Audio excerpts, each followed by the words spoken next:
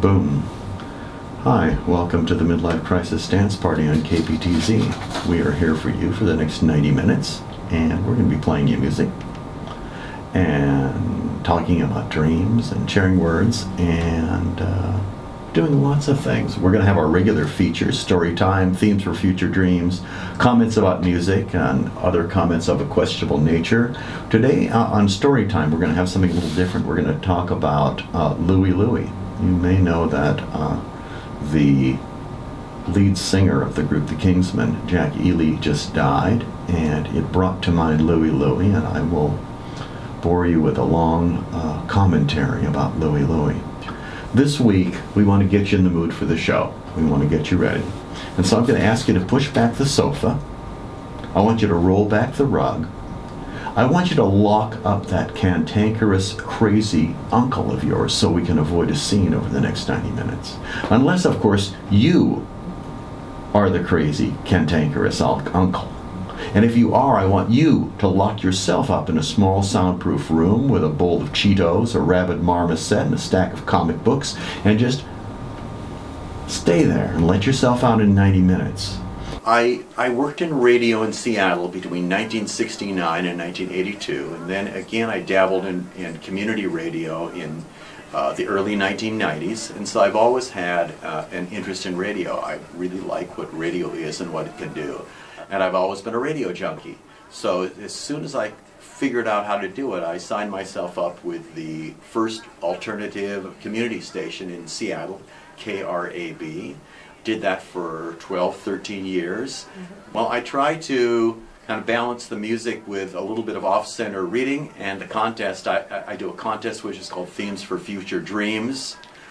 When I was originally conceiving of the Themes for Future Dreams segment, what I really wanted to do is I wanted to write little 1 or 2 sentence surrealistic stories. And I wanted to see if I could write really short stories. Here's one. Rabbits have taken over your home. They are large and they are belligerent. The ringleader, who is especially tall, wears a beret and a velvet vest. He demands to see your etchings and your vegetable crisper. I spent many years in Seattle, grew up in Seattle, went to college in Seattle, and lived in Seattle for some time. And then in 1982, my wife and I bought a gentlewoman's farm, a small farm over in Kitsap County. I continued to commute to work in Seattle, and then commuted from there to my last job before I retired at the Jefferson County Library in Port Hadlock. My earliest interest in music were blues and rhythm and blues, and rock and roll, of course, as I was growing up in the 50s. Particularly interested in music that blends cultures, where incongruous elements come together to create art. Hobbies, pretty much garden, writing, reading, and I'm a bit of a gym rat as well, so I'm at the gym part of the time too. Listening to music all the time. I do Rotary as well. I've been with East Jefferson Rotary for the past 12 years, and I was originally told by my board that I had to join Rotary to get connected to the community. I didn't know very much about Rotary. I joined the club and found myself among a lot of people, like-minded people. And those people really cared about service and cared about improving the community. That's what my life's work has been, so I found a nice home in Rotary, good group of people in Jimicum. There are 2 people I think that I'd like to interview, and they're both dead, so the likelihood that I'm going to interview them anytime soon is limited. One's Robin Williams, and the other is Jonathan Winters. Is an older time comic who's pretty crazy and is capable of stunning flights of fantasy and a stunning capacity to go to other worlds and to take you to other worlds and other places in his mind and then bring you back. Not really quite bringing you back. I'd love to talk to Jonathan Winters. KPTZ is a special place.